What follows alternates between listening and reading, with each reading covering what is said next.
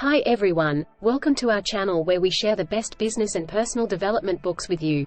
Today, we will talk about a classic management book that has sold over 4 million copies worldwide, Good to Great, by Jim Collins. What makes some companies go from good to great, while others remain mediocre or fail?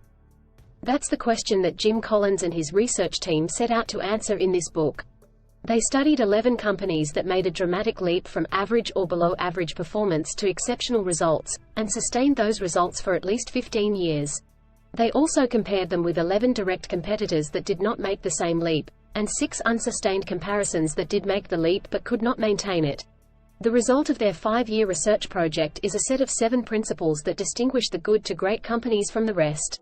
These principles are not based on opinion, hype, or fads, but on empirical evidence and rigorous analysis. They are also universal and timeless, meaning that they can be applied to any type of organization or even individual who wants to achieve greatness. So, what are these principles? Let's find out. The first principle is called Level 5 leadership. This refers to the type of leader who drives the transformation from good to great. Contrary to the popular image of a charismatic, visionary, and ego-driven leader, a Level 5 leader is humble and modest, but also determined and relentless. They put the company's interests above their own, and they attribute success to others and failure to themselves. They are not afraid to confront the brutal facts of reality, but they also have an unwavering faith in their ability to overcome any obstacle. They are not satisfied with being good, they aspire to be great. One example of a Level 5 leader is Darwin Smith, who led Kimberly-Clark from being a mediocre paper company to becoming a global consumer products giant. He was described as shy, unpretentious, even awkward, but he had a fierce resolve to do whatever it took to make the company great. He made bold decisions, such as selling off the core paper business and investing in new markets like Kleenex and Huggies. He also built a strong team of executives who shared his vision and values. Under his leadership, Kimberly-Clark outperformed its rivals like Procter & Gamble and beat the stock market by 4 times. The second principle is called First Who, Then What. This means that before deciding what direction to take, the good to great companies focused on getting the right people on board, and getting rid of the wrong people. They used the metaphor of a bus to describe this process. First, they got the right people on the bus, then they got them in the right seats, then they got the wrong people off the bus, and then they figured out where to drive it. They did not compromise on hiring standards, and they did not hesitate to fire people who did not fit in or perform well. They also did not rely on incentives or motivation techniques to get people to work hard. They believed that if you have the right people, they will be self-motivated by their passion and commitment. One example of a company that applied this principle is Nucor, which became one of the most successful steel producers in America. Nucor had a simple but rigorous hiring process.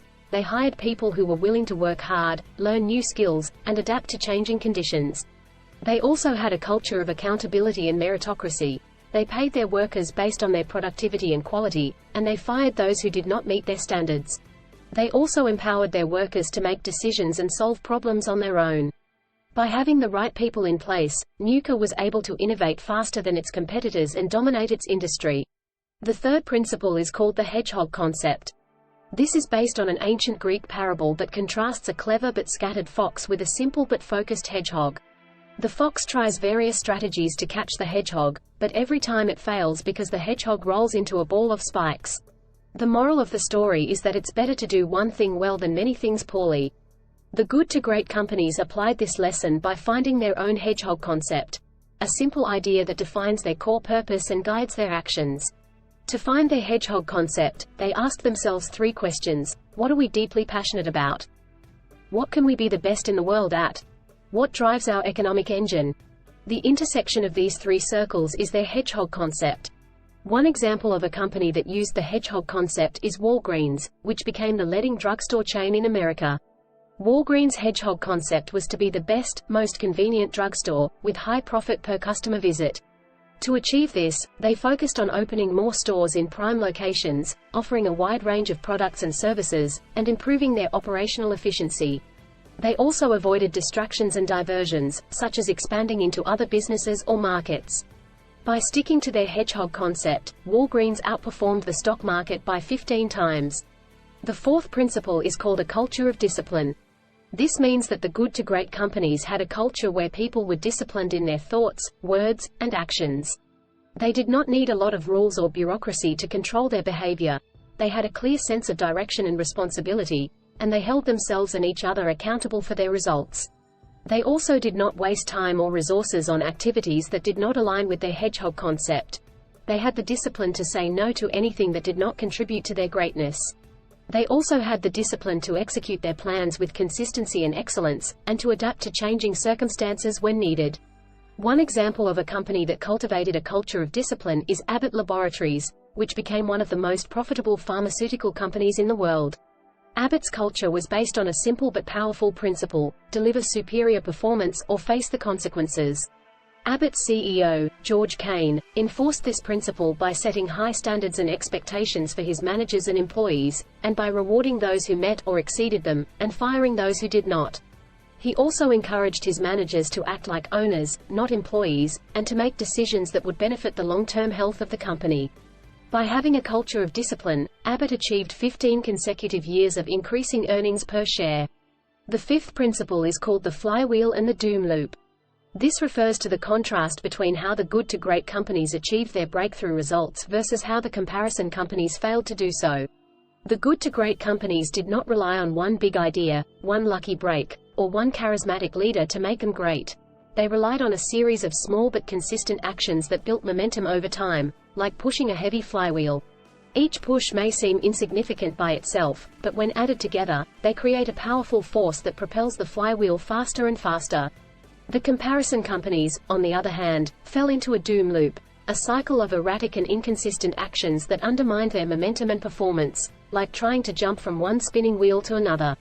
Each jump may seem exciting or promising at first, but when added together, they create confusion and chaos that slows down or stops the wheels.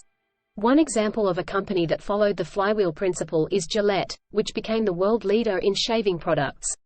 Gillette's flywheel consisted of 4 steps: invest in research and development to create superior products, charge premium prices for those products, use the profits to fund more research and development, and use the brand loyalty to fend off competitors.